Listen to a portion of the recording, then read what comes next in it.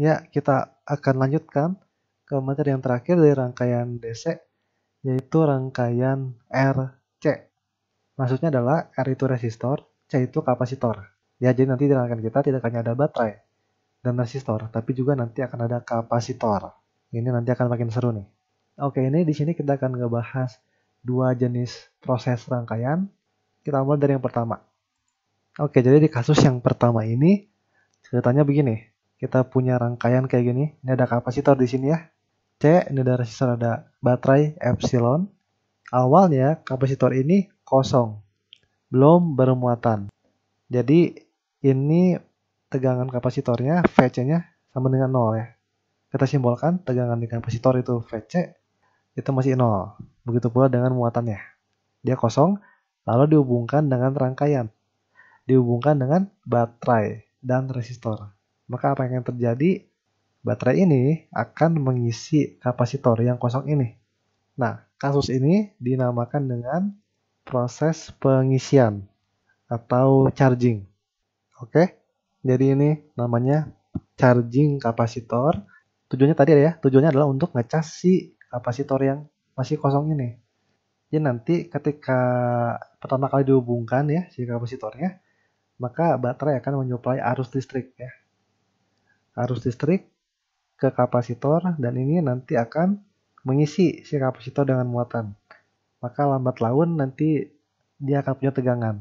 Nah, sampai kapan ini pengisiannya? Sampai tegangan di kapasitor itu sama dengan tegangan si baterai epsilon. Ya, itu jadi proses pengisiannya. Nanti yang menarik adalah ketika si kapasitor udah terisi penuh, udah sesuai, udah sama dengan si baterai tegangannya, nanti proses ini akan berhenti. Artinya apa? Arusnya akan berhenti mengalir. Jadi ketika udah sampai VC sama dengan epsilon, nanti arusnya akan 0 di rangkaian. Ya. Karena kan ini arusnya I ya. Jadi ini kebalikan. Kalau tegangannya dari 0 ke epsilon sama dengan baterai. Kalau arusnya yang awalnya ada, ketika pertama kali dihubungkan itu ada, lama-lama nanti jadi 0. Jadi menurun sampai 0. Jadi kebalikan ya sifatnya antara tegangan kapasitor dengan arus. Dan berarti arusnya itu fungsi dari waktu. Dia berubah terhadap waktu ya. Arahnya sih tetap sama. Tetap arus searah. Tapi nilainya berubah. Begitu pula tegangannya itu fungsi waktu juga. Nah, bagaimana rumusnya? Itu bisa diturunkan tapi ribet matematiknya. Langsung saja diberikan ya. Jadi ini adalah rumusan arus dan tegangan sebagai fungsi waktu dalam kasus pengisian kapasitor. Jadi yang arusnya itu eksponensial, meluruh. Dari yang ada jadi 0, sedangkan ini VC itu 1 minus F pangkat. Ini kebalikan. Grafiknya nanti kayak gini untuk lebih jelasnya. Oke, ini dia. Jadi kalau yang I ini meluruh ya. Yang tadinya ada ketika T-nya sama dengan 0, lama-lama nanti jadi 0. Lalu yang ini, kalau yang tegangan kapasitor, dia malah naik dari 0, dia naik sampai nilai tertentu. Ini sama dengan baterai, epsilon ya. Itu jadi karakteristiknya. Nah, jadi ini bisa kelihatan ya, ada dua waktu yang penting. Pertama adalah ketika T-nya sama dengan 0, yaitu ketika kapasitor ini baru aja pertama kali mau dicas. Kalau T-nya sama dengan 0, ini I-nya berarti apa? Epsilon per R.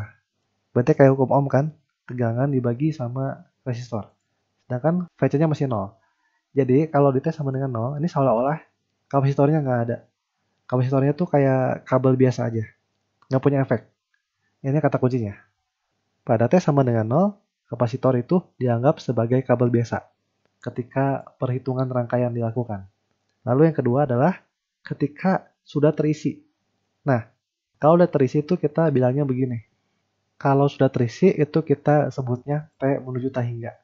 Jadi kita biarkan pengisian ini sampai lama banget, sampai keisi. Makanya tak hingga. Nah, itu dinamakan keadaan tunak. Ya, atau bahasa Inggrisnya steady state. Itu kondisi ketika kapasitornya udah penuh. Nah, tadi apa? Kalau udah penuh, I-nya jadi 0 kan ya. Dimasukkan tanya tak hingga, I-nya 0, VC-nya jadi sama dengan baterai. I-nya 0 artinya apa? C ini seolah-olah kayak kabel putus. Kalau kabelnya putus kan nggak bisa arus mengalir. Nah, itu jadi kata kuncinya. Pada keadaan lunak, itu kapasitor dianggap sebagai kabel putus. Itu jadi prinsip simpelnya. Oke, kita udah bahas satu kasus pengisian. Kita bahas kasus yang berikutnya, itu kebalikannya. Kebalikannya itu adalah proses pengosongan atau discharging kapasitor.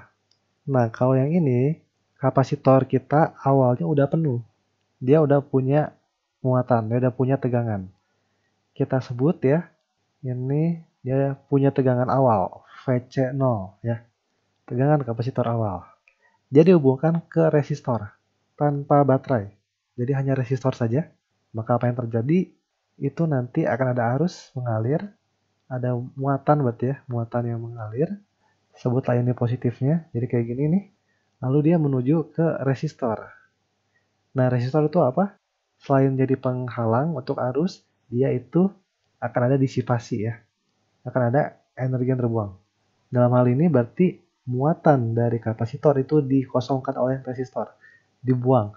Tiap kali ada yang mengalir di sini nanti akan disipasi.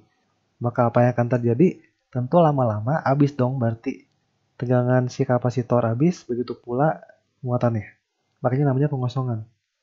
Nanti lama-lama ini akan jadi V sama dengan 0, habis dia. Dan tentu kalau V-nya 0, ya udah dong. I-nya juga 0 nanti. Sedangkan kalau awalnya, di awalnya ada I gitu. Jadi ini simpel ya prinsipnya. Awalnya dihubungkan ada arus, lambat laun itu potensialnya berkurang, begitu pula arusnya berkurang sampai kedua-duanya jadi 0. Jadi kalau ini bareng nih, sama-sama turun keduanya. Kalau pakai rumus begini. Yang I sebagai fungsi waktu itu VC,0 per R E pangkat. Jadi eksponensial meluruh. Sama halnya dengan yang tegangan kapasitor, itu juga E pangkat meluruh. Nah, ini kurvanya dari kedua fungsi ini untuk lebih jelas. Bahwa mereka benar ya, sama-sama meluruh, menuju 0 sifatnya. Nah, ini kalau dilihat dari rumus-rumusnya ada yang menarik. Selalu muncul R kali C di eksponennya. Nah, R kali C itu biasanya disimbolkan dengan tau, itu yang disebut dengan time constant dari rangkaian RC. Artinya adalah gini, kalau makin besar time constantnya, maka nanti pengisian atau discharging, pengosongan dari kapasitor, itu akan makin lama. Kira-kira itu interpretasinya ya. Sip, ini jadi dua contoh rangkaian RC yang sederhana. Nah, coba ya kita masuk satu soal aja. Satu soal mengenai rangkaian RC. Oke, ini dia. Kita punya rangkaian listrik yang seperti ini. Ini baterai, ada satu aja baterainya. Ini ada resistor 20, 30, 50 ohm, dan ada dua kapasitor. Kedua kapasitor awalnya tidak bermuatan. Berarti ini peristiwa charging. Kita mulai dulu ya dari yang pertama. Tentukan apa ini arus listrik ketika T sama dengan 0. Jadi ketika pertama kali kapasitor ini mau dicas semuanya. Oke, aturannya tadi apa? Kalau T sama dengan 0, kapasitor dianggap sebagai kabel biasa. Berarti kira-kira akan kayak gini ya. Yang kapasitornya dianggap kabel biasa aja. Gini? Oke. Ini familiar nih, kita pernah ngebahas ini sebelumnya. Nanti akan gini peristiwanya. Karena ini kutub plus, harusnya arus keluar dari sini sih ya. Ini I. Nah, ini kan bercabang nih. Yang satu ada resistor, satu kosong. Pasti I-nya pilih yang ini dong. Karena nggak ada hambatan sama sekali. Sama hal yang ini juga. Ini bercabang, yang satu kosong, yang satu ada resistor. Tentu harus pilihnya yang ini aja gitu, nggak ada resistor. Kalau udah normal sisanya. Jadi kedua resistor ini nggak akan dialiri arus sama sekali. Berarti kita buang aja ya, nggak usah dianggap. Coret-coret. Oke. Maka kita hanya punya di rangkaian ini satu resistor. 20 ohm yang dialiri arus. Gampang deh kalau gitu ya ngitungnya. Berarti tinggal pakai hukum ohm aja. Yang V sama dengan I kali R. Maka kita dapat I-nya akan seperti ini ya, 5 volt dibagi 20 ohm. I-nya V per R aja. Oke, dihitung.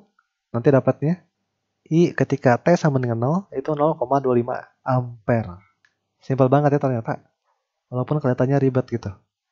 Lalu yang B itu ketika tercapai keadaan tunak ya, udah penuh baterai kapasitornya, cari tegangan di 4 mikrofarad.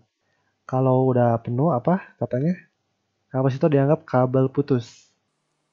Oke, kita gambarin berarti ya. 3 dan 4 mikrofarad jadi kabel putus. Maka nanti akan jadi kayak gini. Berarti yang ini kalau kabel putus tuh berarti dicoret aja ya. Ini nggak ada gitu. Jadi yang ini dan ini seri semua. Jadi hanya mengalir satu arus saja pasti. I ya, kita bisa cari I-nya. Karena nanti I ini akan dibutuhkan untuk menghitung tegangan. Oke, berarti karena seri dijumlahkan aja ya. I-nya berarti 5 volt dibagi R-nya jumlahkan 30, 50, 20. Jadinya 100. Maka kita dapat I-nya 0,05 ampere. Barulah kita bisa cari tegangan di 4 mikrofarad. Oke, jadi gini ya.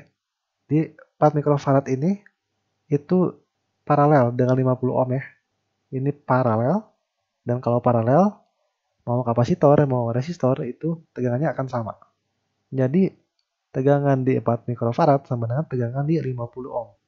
Ya udah, hitung aja berarti. Tegangan di 50 ohm berapa? Berarti kan gini, tegangan di 4 mikrofarad sama dengan tegangan 50 ohm.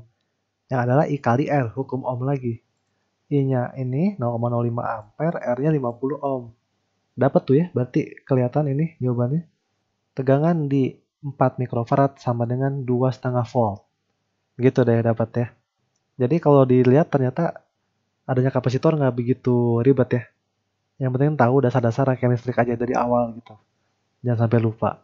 Oke, kalau gitu sekian untuk pembahasan materi kali ini. Dan demikian rangkaian DC selesai. Semoga membantu banyak untuk pemahaman kalian. Jangan lupa like and subscribe supaya video-video kami bisa makin bermanfaat untuk kalian semua. Oke, sampai jumpa di topik yang berikutnya. Terima kasih.